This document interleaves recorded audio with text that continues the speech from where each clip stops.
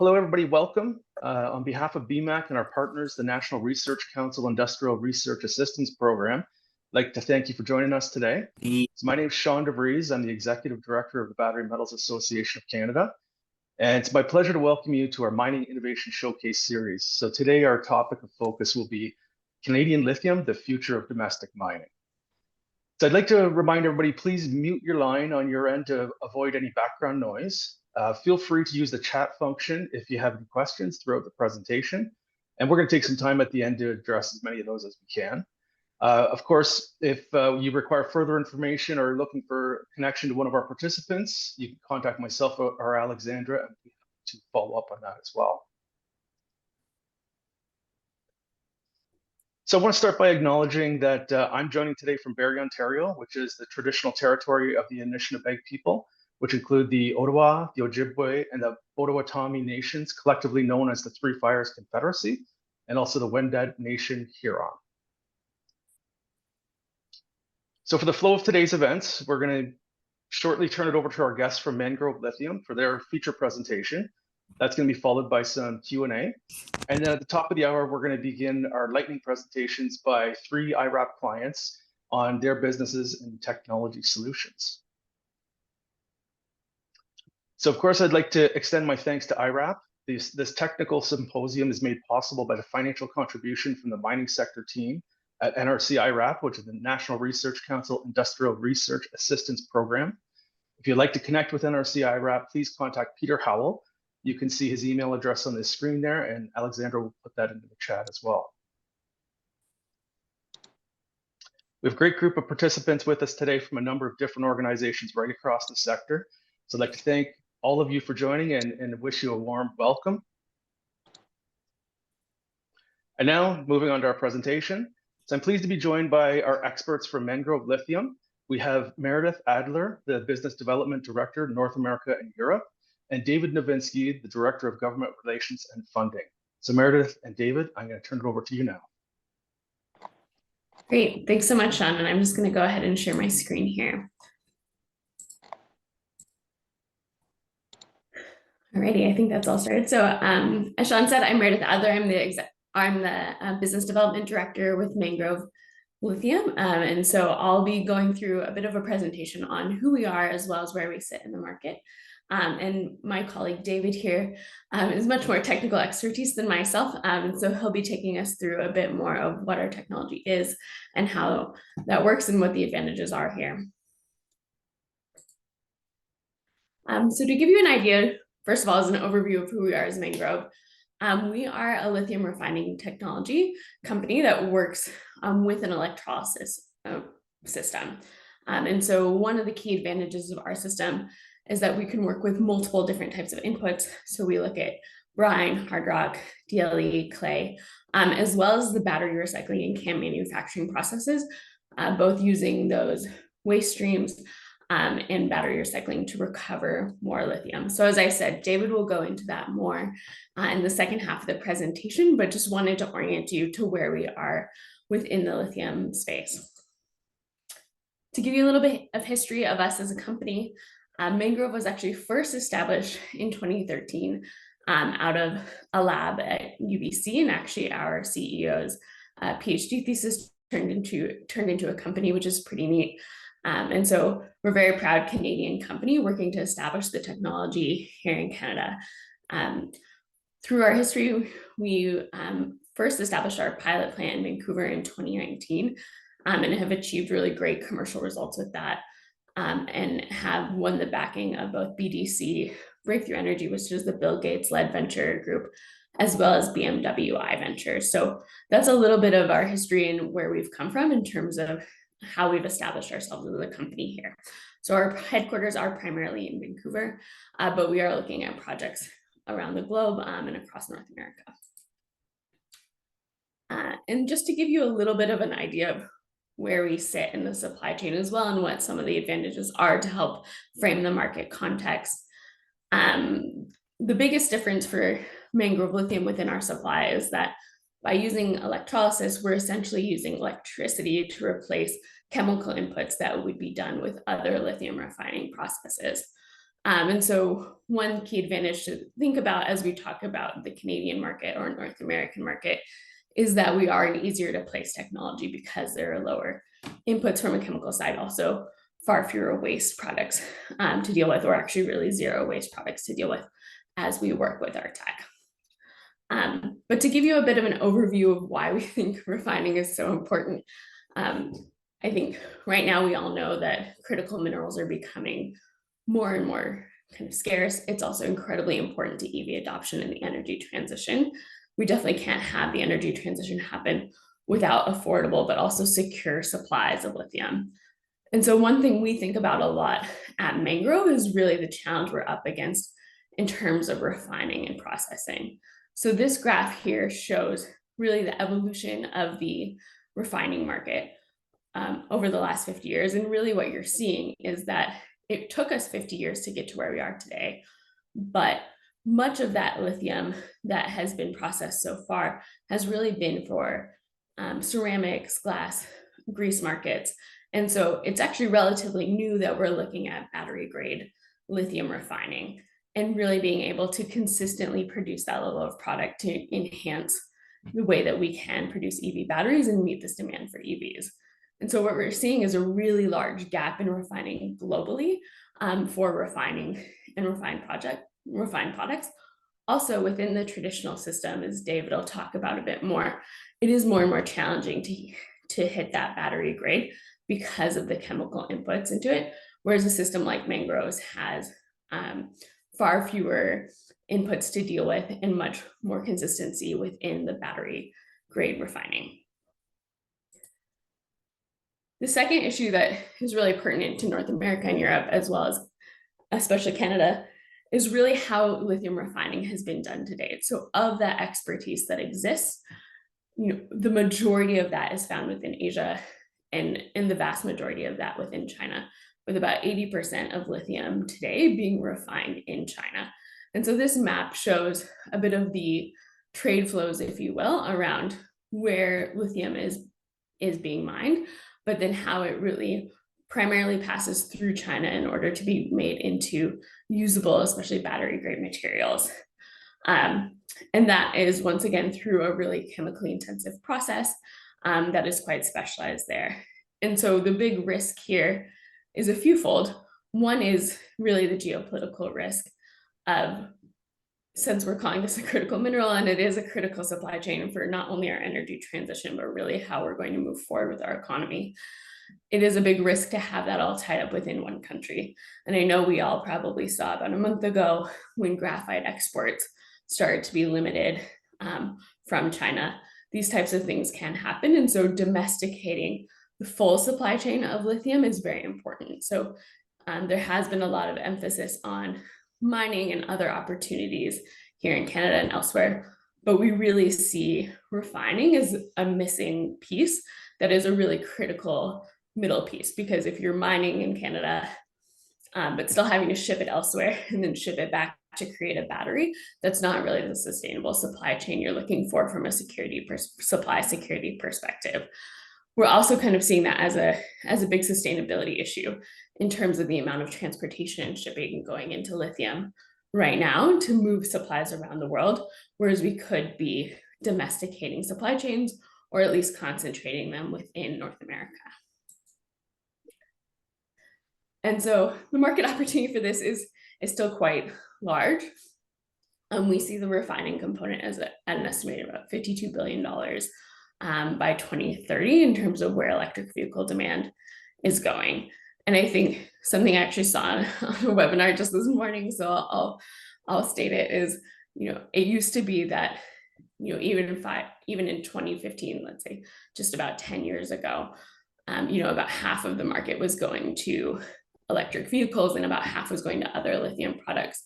By 2030, it's expected that 95% of the refined lithium market will go to electric vehicles. And then when you look at electric vehicle statistics, every year the IEA has had to revise their numbers for how electric vehicles uptake is going upwards since they started predicting them. So by 2030, we could easily have a much larger gap in refining than we even have predicted we'll have today. And then finally, zooming in on the Canadian context, Canada does have many active projects within the battery supply chain, but what we're seeing is only 3 of the projects that have been proposed right now include any aspect of lithium refining.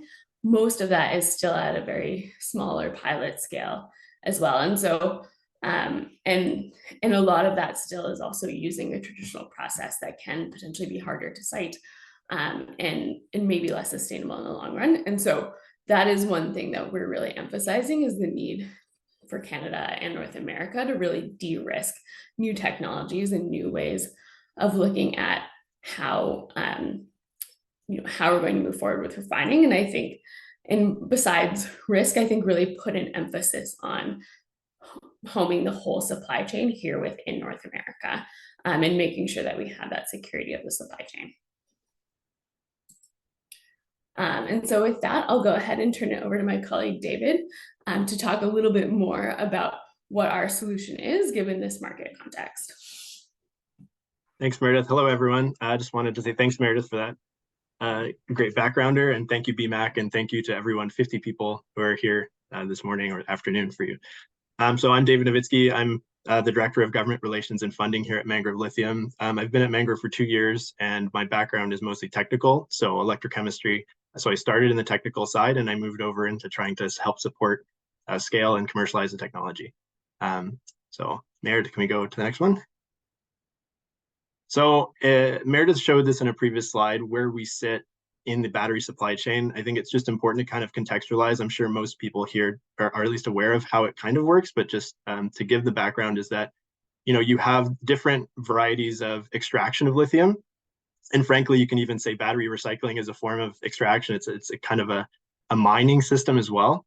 But you can have brines, DLE, clay, hard rock. Canada kind of has a lot of those assets along with recycling. But once you extract it, it's not ready to be put into a battery just yet. You do have to process it. You do have to refine it, just like oil and gas. So where Mangrove sits is in the middle, which is refining capacity. As Meredith pointed out, most of that goes to China first. It's kind of like that analogy. You might see a cup of peaches or something that says grown in Argentina, packaged in Indonesia, and you're sitting there in Saskatoon purchasing it. It's kind of the similar vein. Our goal is to sit in that middle point to maintain that value within Canada for all of these extractors, and then pass the final material over to cathode active material producers. So to highlight a couple of aspects is that our process is a direct electrochemical process. It differs from the conventional incumbent methods, and I'll go into that a little bit more detail in the next slide, but it's a feedstock flexible system. We can switch between, the brines or lithium fluoride, the hard rocks, and the battery recycling is lithium sulfate. Our process is able to handle either of those. You could just do essentially a lot changeover and switch your feedstock relatively simply and produce either lithium hydroxide or lithium carbonate. We're flexible in the output as well, depending on customer needs, offtake needs on the same system. As Meredith also mentioned, is that we eliminate some of these chemical inputs and chemical outputs, so it reduces some of that supply chain issues. It improves the resiliency of the system and things of that nature. We also allow kind of circularity in the economy by producing an acid instead of a kind of a waste solid. And a recent LCA that we've had done that should come out soon is indicating that, especially depending on the electricity grid, the quality of the electricity that you're using, because it's an electricity-driven process, you can achieve 50% or greater GHG emissions, like a reduction in those compared to those conventional processes that use chemical inputs. So can we go to the next slide? Thank you. So to dive into it, I've just have this schematic here of hard rock assets, as Canada has a decent amount of hard rock assets. And in the top line there, I wanted to show conventionally you extract hard rock and you have to process that lithium rock through different processes, and see that there's about 1 ton of sodium hydroxide that you need to have to convert your lithium sulfate into a lithium hydroxide product. And in that process, you still have another waste, a solid waste of sodium sulfate that you have to manage somehow. Currently, the hard rock that comes from Australia and gets processed in China, that kind of, you see that 1.72 tons of sodium sulfate for every ton of lithium hydroxide. I want to point out the rumors I'm hearing is that that gets dumped into the ocean. And so to bring that incumbent process here to North America, to Canada, is not going to be able to happen. It's going to have to get managed, and there's going to be a cost to that if you're not able to dump it into the ocean. You're going to have to pay waste disposal to handle that. So that's one aspect of it. And so down at the bottom line, showing Mangrove Lithium's direct process, is that we're able to use electricity instead of chemicals and directly convert that lithium sulfate into lithium hydroxide or lithium carbonate. And not only that, but there's that feedback loop in terms of circularity, where we also are able to produce sulfuric acid that goes back into the processing line of the kind of raw material. And so it's an extra value add to the system. And additionally, I was going to say, you don't have to truck in sulfuric acid anymore in your process. And this is also essentially quite similar to battery recycling operations. It's a similar aspect in terms of doing digestion of your black mass with sulfuric acid. So our process, I kind of think of it as like a bolt-on into existing operations, is that we're able to replace the incumbent refining options. Let's go, and I guess next slide, Meredith. So how do we do it? I guess that's a good question. So we're able to do an electrochemical process that has a patented cathode electrode that we control the reaction that's occurring at the cathode, and that allows us to have a 30% reduction compared to incumbent kind of electrochemical technologies. So how it works is that you apply on a single cell, kind of shown in the middle there graphically, is it's a liquid-based system where there's different compartments that are separated by membranes that are strategically chosen and placed to keep different streams. So your feedstock stream is in the middle. You apply electricity between a cathode and anode, and you're separating out the cations going towards the cathode and the anions going to the anode. So what you're seeing in that animation is, let's just say the blues or lithiums are going to the cathode, and you have a reaction occurring of splitting water and oxygen into hydroxide. So you're producing a caustic on one stream, the lithium hydroxide caustic stream. On the anode side, those little yellow balls would be, let's just say they're chlorides. So the chlorides are going over to the anode. The anode's also consuming water to produce protons, and those protons are turning it into a hydrochloric acid. And you're concentrating up those streams, the product streams, while you're diluting that feedstock stream over time.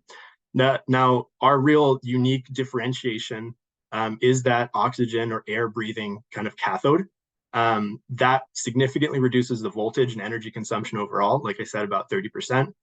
And by having this multi-compartment design, we're able to have that feedstock flexibility, whereas by changing the way that we set up these compartments allows us to have either that kind of ability to switch between lithium chloride and lithium sulfate. All right, next one, Meredith. So what I showed in the previous slide was a single cell, but another kind of differentiation between the incumbent chemical process is that what you're able to do is take a single cell, shown there on the left, and put them into a stack, shown in the middle, to increase the capacity. And then you're able to multiply or number up and replicate those stacks to work together into a module. And so what we're looking to do, or what is really advantageous to our technology, is that you're able to change the kind of size or the throughput depending on the customer's needs by still maintaining this one unit operation size, this one electrochemical cell. You're just multiplying it in order to get to different sizes. And that's advantageous because you're able to kind of quickly almost take like the franchise approach of just copy pasting for different customers. Some smaller facilities are able to online for more junior players, and then you can just number that up quite substantially in order to go for even larger players in the system. So that's another advantage to the electrochemical approach. I think next slide was that. Yeah, so as I'm saying, you can number up these electrochemical cells, and the objective is to expand your capacity based on the customer's needs and have multiple kind of, we call them trains, in order to get to customers' needs and commercialization of lithium throughput. So here's shown an example of a commercial facility. And that's where kind of Mangrove is heading toward now. We're very excited to do that, and hopefully able to discuss some of these opportunities because our objective is to online the lithium refining capacity within Canada through the use of these types of facilities. So hopefully, I think that's maybe the last, or Meredith, there's one more. Yeah, to go again, to thank our kind of investors and where we are and where we're going, especially through BDC, Breakthrough, and BMW I Ventures. as well as many others in the past and present, and hopefully in the future too. So I think the next slide is just a thank you all, and looking forward to questions and discussions. Thanks, David. Thanks, Meredith. That was great. Very interesting presentation. So we're going to turn it over to some questions here now, as you indicated. I'm going to have Alexandra help me out with the chat function here. What I would do, I just wanted to start off with kind of a question that I had as you were going through. And I was curious, because you can process so many different kinds of input materials. Do you have to do pre-processing of those at your facility to get them through the process, or is it you just kind of take the feedstock from the supplier? That's a very good question. So in general, of course, we will have a specification required for the feedstocks in terms of different impurities. Let's just say a really big one would be your sodium content, because that would that's a competing cation and will affect it. But aside from that, we do have a polishing stage that's able to just kind of maintain that. So I think another aspect is, yes, there's a specification for the inputs, but then we also have two ways that you can modify based on what our needs are. So we have the polishing step, the pre-treatment as well, but you also have in the crystallizer to get to a solid that also has kind of the ability to take away some of those impurities. Great. Very interesting. All right, we're going to turn it over here to our audience now. So if you have a question, feel free, you can use the chat function, enter your question, or you can raise your hand and using the function on your toolbar. So Alexandra, do we have any here? I'm just trying to get back to my chat window. Nothing at the moment, so please don't be shy and ask questions, because we've got Meredith and David here. So you have an opportunity to go ahead and raise your hand, or put something in the chat and I can ask it. I can read it out. In the meantime, I'm going to keep going then, because I've got a few. So one of the things that I did want to know also is, based on projects that are really slated to come online, as we see a lot in Alberta, Saskatchewan as well, can you give examples of kind of the feedstocks and maybe what can and can't be processed? Is there, something, does it fit well, I guess, for what's happening out west? How do you see kind of the mangrove process and the materials that are out there? Absolutely. I think especially out west, Alberta, Saskatchewan, you have a lot of these kind of brine-based assets. So those ones can essentially, they come out as lithium chloride. There is some essentially treatment that's needed before it can go into our system, just to protect from, divalent cations that can reduce some lifetime within the system, things of that nature. But for the most part, we're able to take that directly and process it. And as I kind of mentioned before, and to go more into that, is that the objective is not to compete with, say, DLE brine. It's to collaborate and be a part of those systems, to co-locate with those sites. But we're absolutely able to be, like I say, a bolt-on onto that system, excuse me, and eliminate the need for kind of, having these chemical plants in order to do that final stage of refining. It's just going to be able to simplify the process. But absolutely, a lot of those Western operations we can help with. So does that mean then that you would have basically battery grade material leaving that site then at the point of extraction? Correct. Yeah. That's great. Less processing and less carbon in process, right? Absolutely. So we did have a question in the chat. Is Mangrove able to refine lithium from brine? Here in Saskatchewan, we don't have any hard rock mining, but there are similar companies looking at utilizing old oil and gas wells and extracting lithium from brine. So I feel like you touched on that. No, I'll reiterate. Of course, absolutely. Brine, it can be bread and butter. Brine has advantages as well for us. And I think, again, Canada does have a lot of brine assets that are coming online now.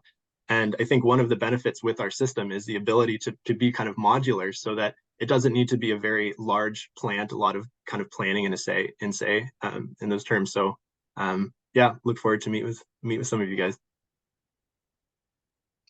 All right, we've got another one here that's come in. Yeah. So how long will it take to build the technology for large scale refining, given the urgent need for critical minerals?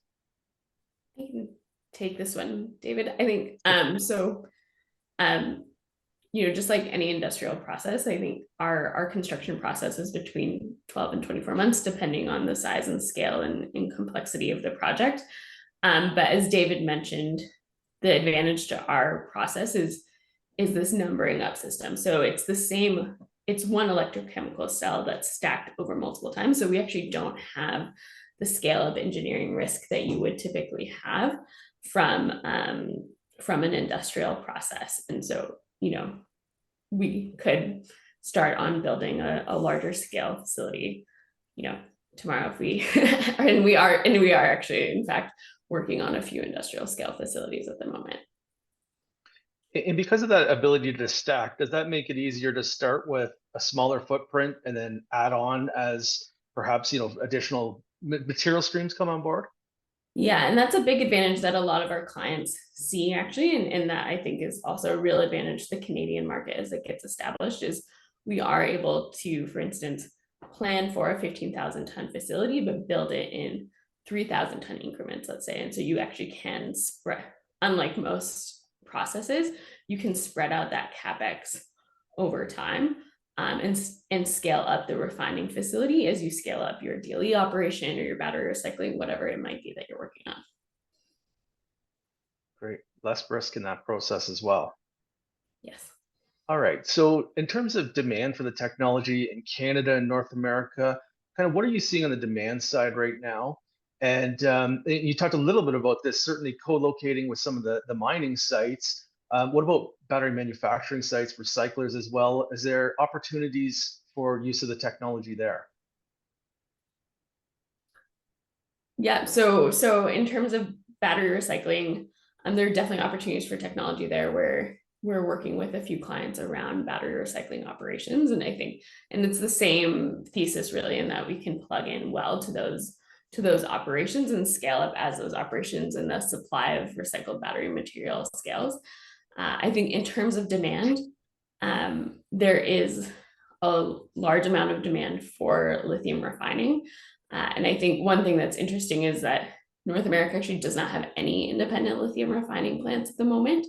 And there are very few refining operations in general. And so there is a desire to secure that supply chain, as we've been talking about. But I think, but there is, you know, the need to also meet different battery grade specifications and things of that nature. So there are a lot of chicken and egg issues as we develop the projects, but definitely a lot of demand for refining to start happening more locally. And then also, you know, there's a lot more coming out about the ESG of lithium supply. And I think as consumers in particular become concerned about how sustainable is their electric vehicle, I think looking at how the refining is done is going to become more and more important, especially if you're looking for a price premium on refined lithium. And I think that's where we're also seeing a lot of customer interest is in the all electric process. So both for ESG reasons, and then also because the traditional refining process requires so many different chemical inputs, the purity of those chemicals really matters to get to battery grade, and that can be harder and harder to secure. And then the supply of those chemicals also matters. So those chemicals have to be shipped all around the world to get to North America if you're going to establish that here. So we're seeing a lot of customers gravitate towards the technology because it is a much simpler operational system once you're up and running. David, I don't know if there's anything you'd add there. No, that was great. All right. Well, and I think you already touched on this, that there currently aren't facilities that are operating at capacity yet in North America. Are there any demonstration facilities that you can point to that you've been working with? And there's also questions specifically about Sayona in Quebec, and whether you've done any work with them on kind of the hard rock stuff that they've been mining. David, feel free to chime in here if you'd like to. And maybe just talk, maybe David could actually give us a bit of a history of the pilot plant, because that is operating and has been for quite a while.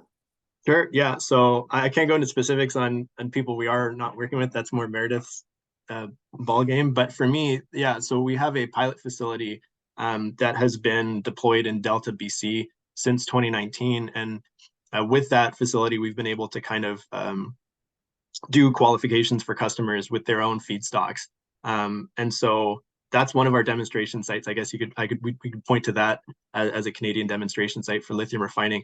The goal of that, though, is not to be, again, like pseudo commercial demonstration in the sense that it does have a nameplate capacity of about 10 to 15 tons per year, but that's not its intent. Its intent is to kind of prove the process, do some R&D on it, improve and optimize the process, as well as doing these customer demonstrations. And so that's what we've been focusing on for the last several years now.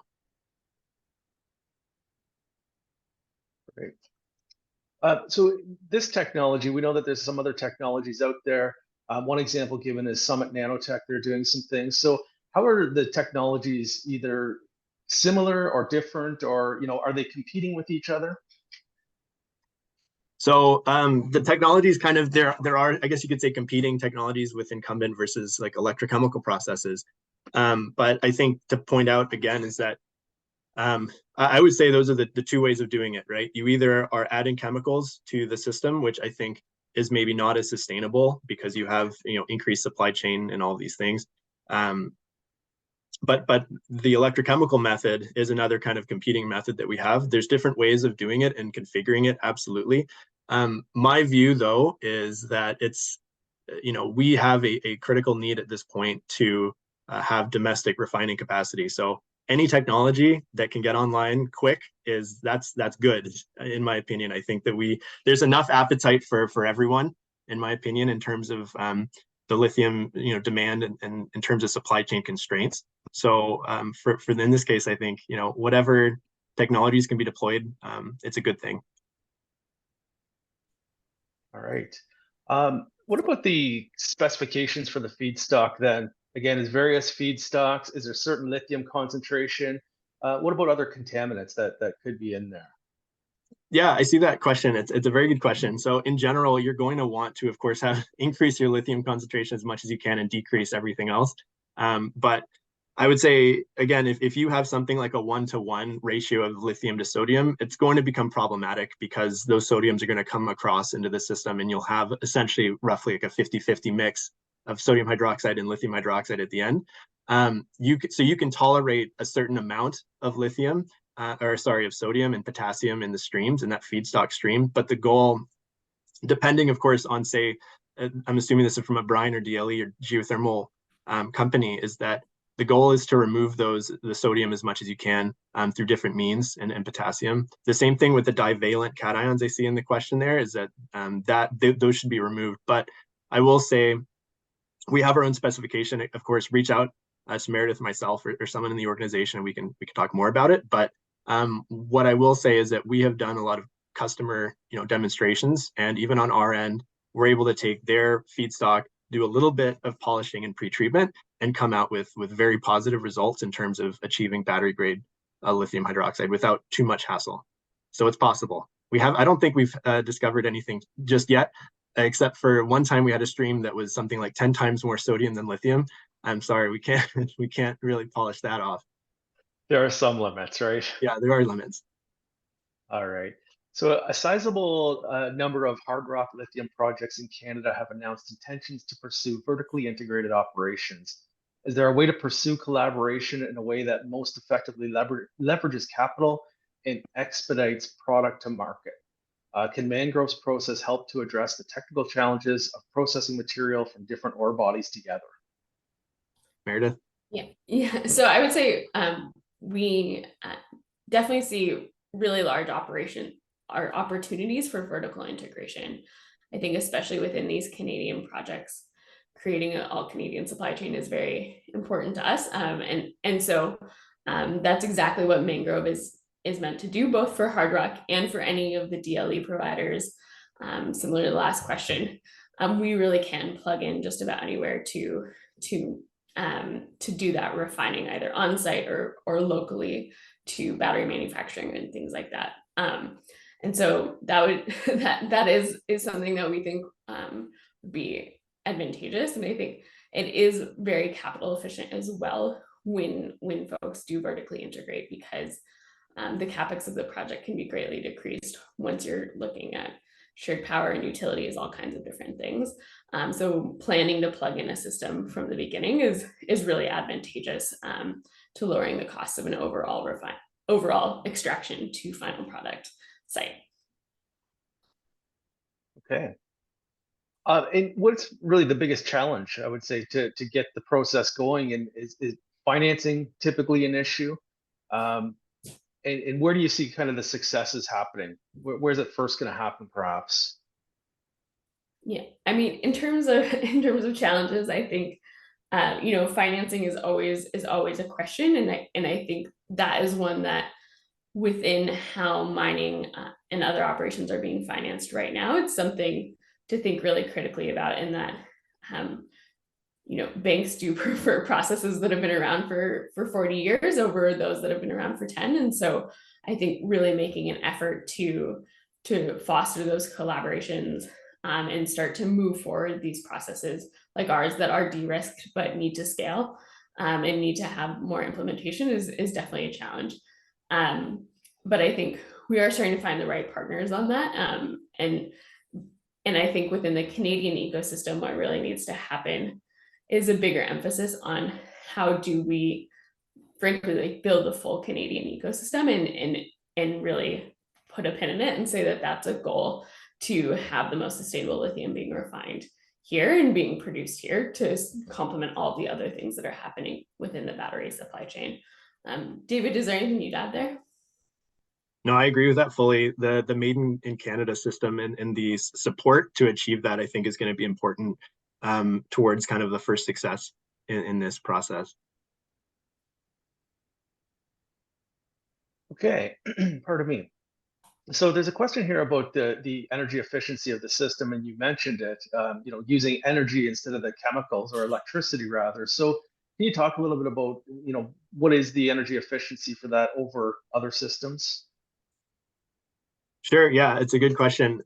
So it is an electricity consuming process. So what that means is, yes, it is dependent on the grid that you're able to plug into. So for us in Canada here, we're very lucky to have more or less, very good renewable grid, kind of clean grid, and essentially cheap electricity comparatively. So there's a lot of benefits in that regard.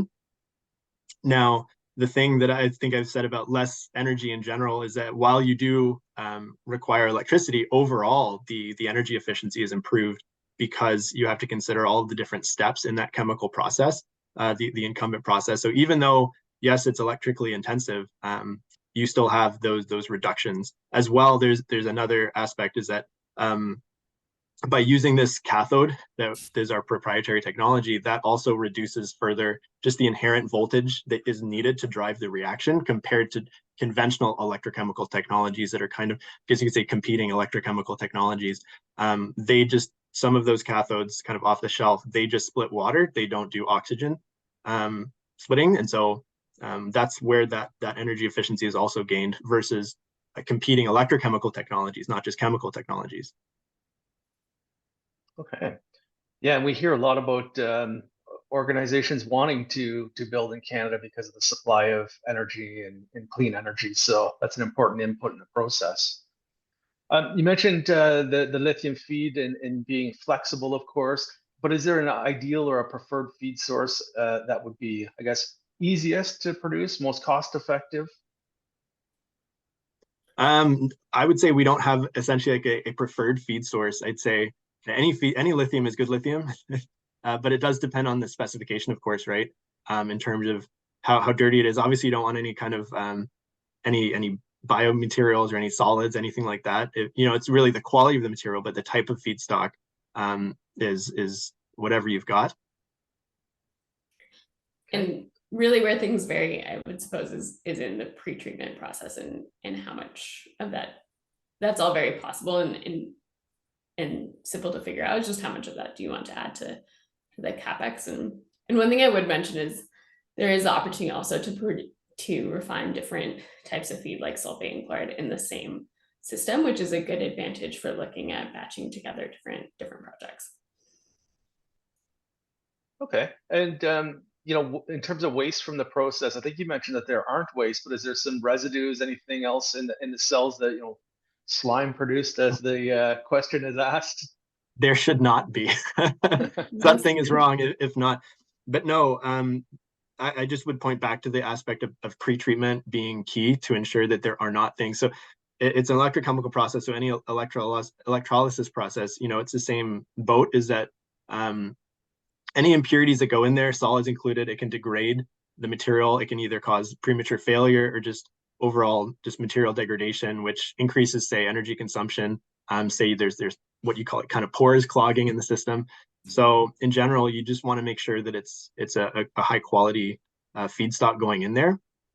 So again, there's a little bit of impetus on the feedstock supplier to make sure that it meets a certain specification, but on our end as well, we might need a little bit of polishing to make sure that nothing enters the system, so that there's no damage.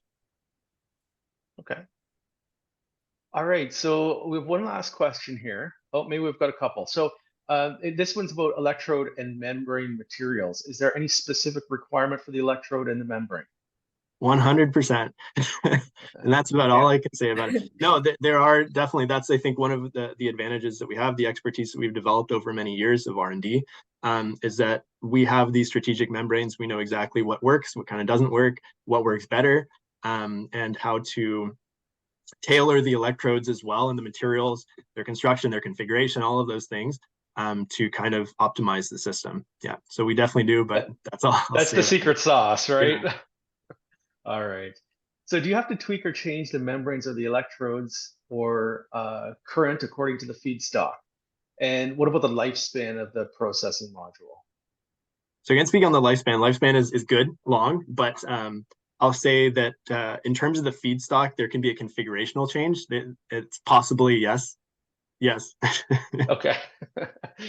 And we'll leave it at that. Yeah. All right. Well, I think that covers all of our questions. That was great. I hope you followed along in the chat. There was many thanks to you for the presentation as well. I think folks found this very interesting. So very pleased you're able to present that for us. Thank you. Thank you. Thank you for having us. All right. We're going to move on to our next section here now. And we're going to turn it over for some for the IRAP client presentation. So we have 3 clients joining us today. They're going to have their 5-minute lightning pitch, talk a little bit about their work. And we don't have time today for questions on the lightning pitches, but we're going to give you the details to how to connect with these folks directly. And of course, if you miss anything, well, we can provide that information to you. So Anthea, welcome. And I'll turn it over to you to do your pitch. Great. Thanks for having me today. I appreciate it. I'm just going to do a screen. Oh, is it possible that I could do a screen share? Sure. Yep. There, you should have access now. Yeah, and thanks to Mangrove Lithium. That was a great presentation. Very interesting. Here we go. Can you see me now on my screen? Excellent. All right. So we are 2S Water, and we have a sensor which detects metals in water in real time, including in lithium brines. So metals in water cause problems. I don't need to tell you that. You guys probably know exactly how problematic metals in water, especially after this talk today. We've heard about how so many other minerals within those streams can cause problems as the solution goes downstream. So it can cause increased costs as your membranes foul. It can cause environmental fines when they're released into the environment. And of course, lost revenue when that lithium passes through process and isn't properly extracted. This occurs because the current detection methods really fail. Right now, if you want to know the lithium in your brine, you end up running a sample through a laboratory, a highly delayed process that does not give you the information you need until your plant has run that lithium through and you've really functioned blind at the time. The 2S Water AquaValid sensor is designed to solve this problem. We connect directly to the process and provide a data point every 10 minutes on up to 5 different elements within the stream. We can handle the complex matrices of lithium brines, and then we deliver the data directly to the operator, either where they need it, either through our web interface, directly to their PLC system, or via emails, however they want to receive that data. This is an image here of our web interface, but we do all kinds of integrations as well. This maps out our metals here. So we have validated the sensor on 31 different metals that we can detect, both within tap water matrices and within more complex solutions such as brines. Of great interest to the lithium market, of course, lithium is on there. It's one of our core competencies. We're just great at seeing lithium.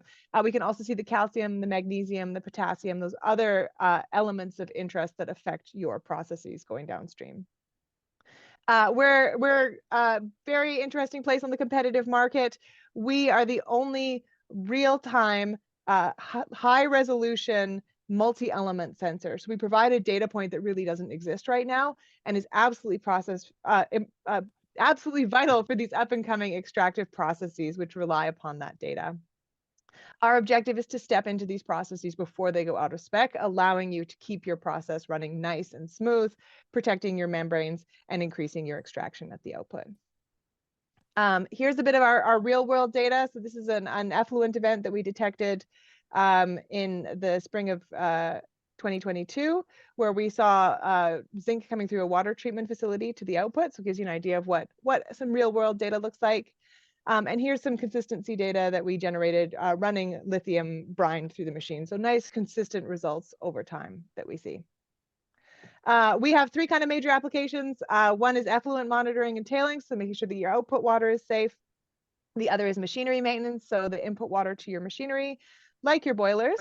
And of course, the one that we care about today, which is process optimization of aqueous extractive processes, including lithium brine extraction. Lithium brine is our core competency right now. It is where we've done the most of our work. And we are launching pilots this summer with existing operators. So Mangrove, expect me to hit you up. I want to come see if we can help you make that pilot plant operate a little bit better. And if there's any other lithium operators in the room today, please reach out. We are really interested in setting up our pilots for this summer. They're going quickly, so would love to connect. And thank you very much for the opportunity to present today.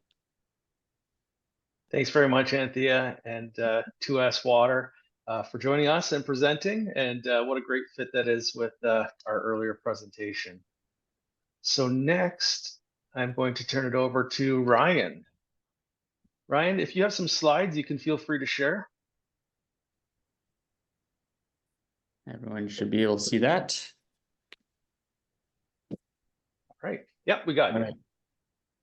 Let the speed round begin. Okay, so I'm Ryan Jansonius. I'm with Telescope Innovations. We're also Vancouver-based. We're, I believe, across the street at the UBC campus from Mangrove, or where Mangrove used to be. We're also a university spin-out, and we've developed a technology based on pharmaceutical process technology to purify crude lithium carbonate into battery-grade lithium carbonate. So we have a lab. We're a technology provider. We're a contract research org. So we develop new stuff. We build robots for chemistry labs. And we use those robots basically to solve problems on a contract research basis, or we develop new technologies and we patent them and then look for technology partners to help commercialize it. And so this talk falls into that latter category, where we've developed a unique process and we're looking for partnerships to see it built up to commercial scale. So this is our view of the lithium landscape. 90% of lithium in 2024 comes from two locations. It is mined in two locations, in Australia as hard rock processes and in the Lithium Triangle as brine operations. But that does not reflect the fact that there's, of course, lithium in great abundance all over the place, but in particular in North America. There's far more lithium in North America than is required to electrify the entire transportation system. So the challenge becomes, how do you get that lithium out of its resource and into a battery-grade form? And I think something that is not talked explicitly enough about is the challenge of the low-grade brines in North America. So when you compare the lithium concentration in any North American brine compared to an average brine in the Lithium Triangle in South America, the amount of lithium in that solution is less than half. For the highest quality brine in North America is found in Arkansas, the Smackover Aquifer, but the ones that you would find in the Canadian prairies have even a tenth of that lithium concentration. And so getting cost-effective battery-grade lithium from North American resources, and especially Western Canadian resources, is very much a separations problem. And to do that at a similar cost to what's available now requires process innovation. And so in addition to the low lithium concentration, there's also, this is an impurity profile that was pulled from a Leduc brine from the Canadian Geological Survey. And you can see that lithium is also a minor component of all of the other materials that are impurity materials that are found in that solution. And so this is a great, juicy scientific problem to dig into, basically to get 99.9% lithium and reject everything else. And so from our research so far on incumbent processes, I think everyone on this call will agree that the incumbent processes for brine extraction are not appropriate for the brines that you find in North America. But up to 80% of that cost comes in rejecting all of the impurities to polish that crude material that has almost no or very low part per million lithium in it, up to a material that has almost exclusively lithium chloride. And subsequent to that, there's a softening to turn into lithium carbonate, which is the precursor for LFP battery chemistries, which is additional reagent usage through called the bicarbonate loop through the lithium bicarbonate to produce battery grade lithium carbonate. So this is where we come in. We see this as a lot of processing cost, reagents added. Mangrove highlighted that in their talk as well. And how do you reduce the cost to get and the process complexity to get to battery grade lithium in this sort of flow scheme? And so what we've done at Telescope is borrow recrystallization methods from the pharmaceutical industry, which uses recrystallization almost exclusively as its purification process. Recrystallization is great because you don't need to add reagents. You're simply flowing energy to dissolve and recrystallize the material. And so if you understand the kinetics of the process and you can carefully control it, then we've been able to find a way that you can go from lithium carbonate sources that are as low purity as 20% all the way up to battery grade at 99.9% without the use of additional reagents and in a single step. And we leverage a few technologies. We developed a neural network process control with professors at the NRCan and the University of Toronto. And that sort of helps make it more modular to different brine inputs. And so this is the flow scheme that we are imagining. And so you have basically a concentration process, which is inevitable. So a DLE type process that would get your lithium from somewhere in the hundreds of parts per million and reject those tens of thousands parts per million of impurities.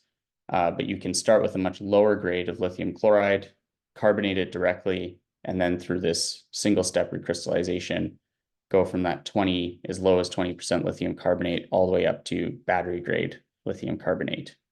And so this is a process step that would bolt on to a DLE sort of step. And so that's sort of our ideal partner would be companies that are very good at that front end, concentrate the lithium from the brine, but are looking for that carbonation step to go right through to battery grade material from the DLE product. One thing that we've also been investigating and we've developed with partnerships through MICA is the use of CO2 as a reagent in the carbonation step, which serves two benefits. One, there's a minor reduction in CO2 intensity of the process, but also you can locally supply chain that reagent in almost any industrial operation. So that's an additional benefit there. We're very happy to be piloting this process at 1,000-liter scale. It's called SIFT. Standard Lithiums have been piloting it for since 2021 at 1,000 liters at their Smackover Aquifer demonstration site in El Dorado, Arkansas. And and the benefits that we see for this process is increased recovery efficiency, lower use of reagents, so simpler supply chains, lower waste as well, and a high recovery of battery grade lithium carbonate at the site that DLE takes place. And that's everything. So we're looking for partnerships to build our next pilot and to see this recrystallization tech built out at the commercial scale. Thank you. Thank you very much, Ryan. It was another interesting presentation and great to see there's so many things happening on the lithium space right now. And I see Shelby has joined us here as well. And I'm going to turn it over to you now, Shelby, and you can share your screen as well if you'd like to, if you have some slides.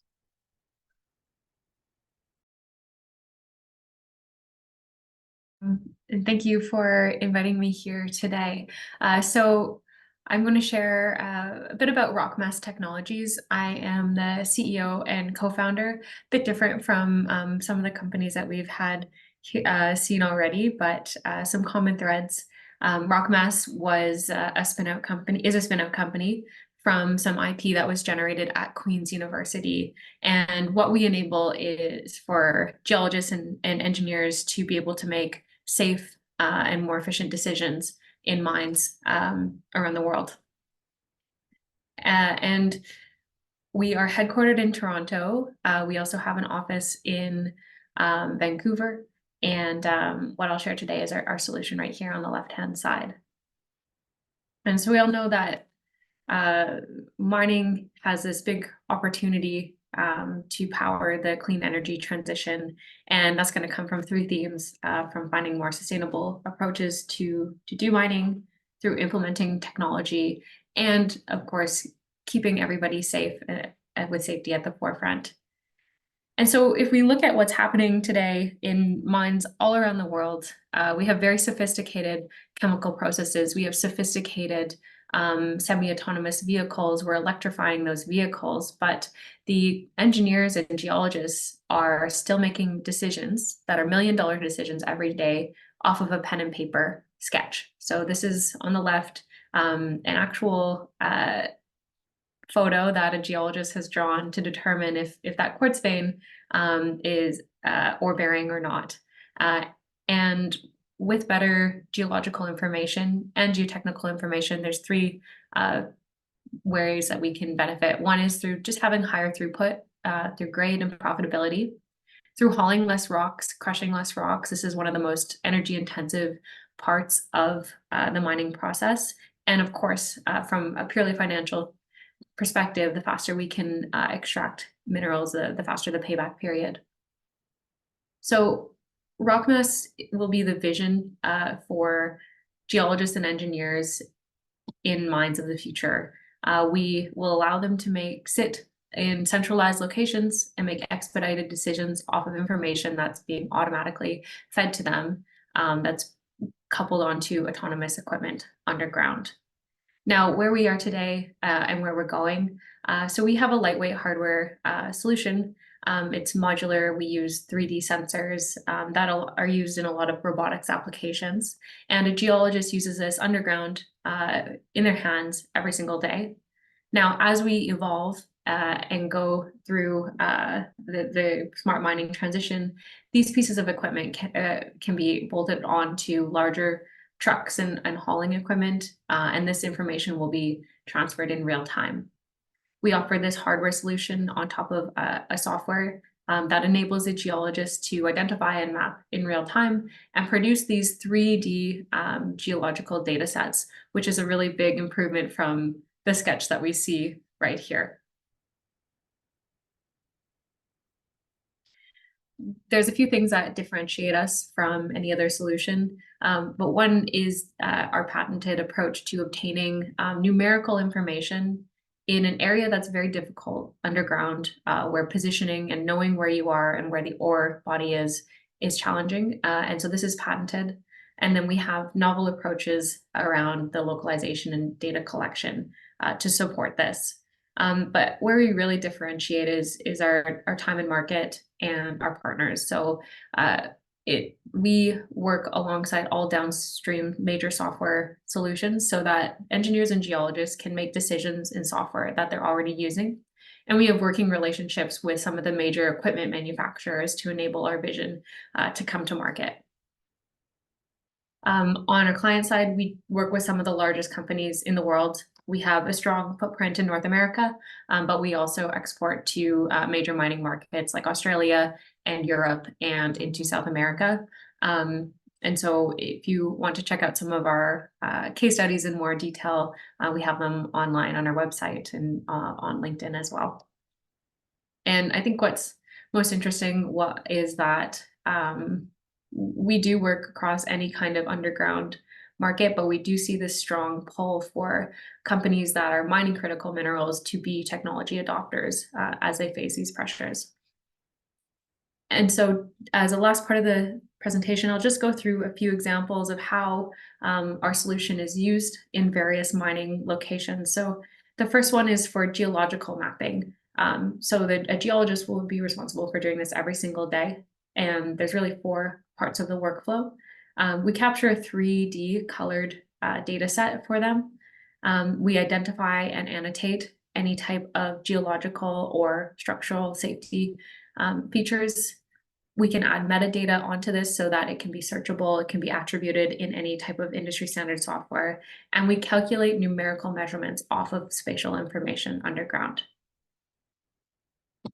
In areas where ground support is required, we also enable engineers to go and audit the ground support to see what the condition is, to ensure that all of the environments that we're working in are safe and that they're being supported to the safety standards of the region. And then lastly, we can also work in areas where we're identifying tension cracks, which is not only unique to mining, but other areas of infrastructure.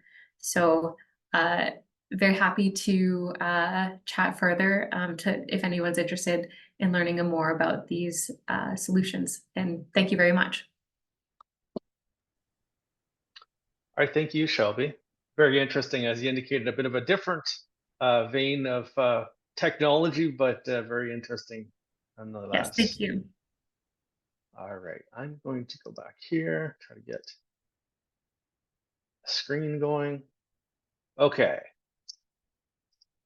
So with that, thank you very much to Anthea, Ryan, and Shelby, 2S Water, Telescope Innovations, and RockMass for those presentations.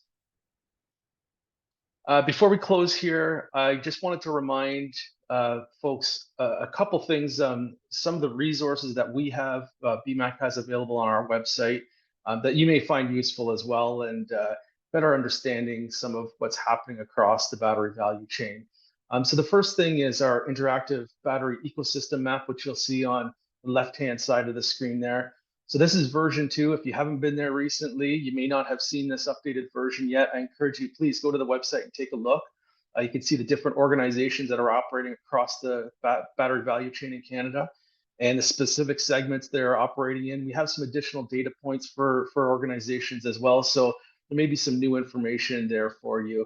But I would also say that if you do recall the first version, you're going to see a significant increase in the number of organizations there. So that's also really encouraging for what's happening in the battery space right now. We are working on, this is a continuing evolution, so version 3 will be released soon in the future. And again, more data points we're looking for, but also some additional views, hopefully some easier to navigate and understandable information points. So I think some things that are really exciting that'll be coming out of that. And of course, our roadmap report, we have some work coming out of that, the next steps. Part of that is the metal strategies work that we're working on. And we're doing some work on that here in the next, within the next month. So if folks are interested in looking at metal strategies and flow sheets, particularly for iron, phosphate, vanadium, and rare earths, I encourage you to contact us and let us know, and we'd be happy to get you involved with that work. And then of course, our work on the Western battery hubs and what that can look like for opportunities within the West. So much more work coming. We have a lot planned. If you feel, please stay tuned to those. And if you are interested, let us know and we'll be happy to give you more information. So with that, I want to thank all of you for joining us today. Of course, NRC IRAP for their support, Meredith and Ryan and Shelby and David, and who else did I forget on my list here? I've one, Anthea, there you are. So all of you for presenting today, really appreciate that, and enjoy the rest of your day, everybody.